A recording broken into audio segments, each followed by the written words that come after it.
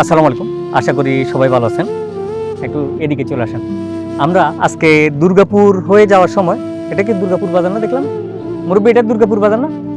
হ্যাঁ, আমরা দুর্গাপুর বাজার হয়ে যাওয়ার সময় আমরা অন্য একটা এলাকায় যাচ্ছিলাম। তো এই স্কুলটা দেখেছি। মিরেশ্বরায়ের একটি শতবর্ষী স্কুল, দুর্গাপুর নাগেন্দ্র চন্দ্র উচ্চ বিদ্যালয়, যেটা স্থাপিত হয়েছিল 1908 সালে।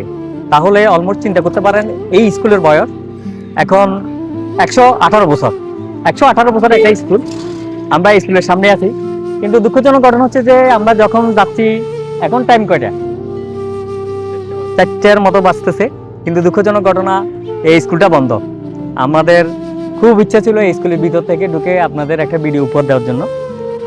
তো বুঝতে পারতেছেন, এটা 118 বছরের একটা স্কুল।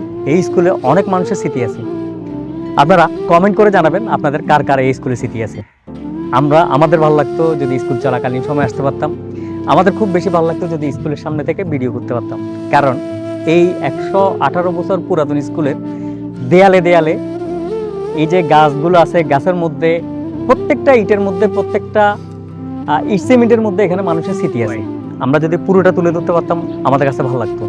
তারপরে যেহেতু এখানে যাচ্ছি, আপনাদের একটা স্মৃতিময় জায়গা আমরা তুলে ধরার চেষ্টা করলাম। আপনারা কমেন্ট করে জানাবেন এই স্কুলে কার কার স্মৃতি আছে, কার কার মজার অভিজ্ঞতা আছে, কার কার কার কোন ধরনের স্মৃতি আছে আমাদের সাথে শেয়ার করবেন। পরিশেষে সবাই ভালো থাকবেন। ইনশাল্লাহ কোনো একদিন স্কুল চলাকালীন সময় এসে আপনাদের একটা ভিডিও উপহার দেওয়ার চেষ্টা করব। সেই পর্যন্ত সবাই ভালো থাকবেন। আসসালামু আলাইকুম ওয়া রাহমাতুল্লাহি ওয়া বারাকাতুহু।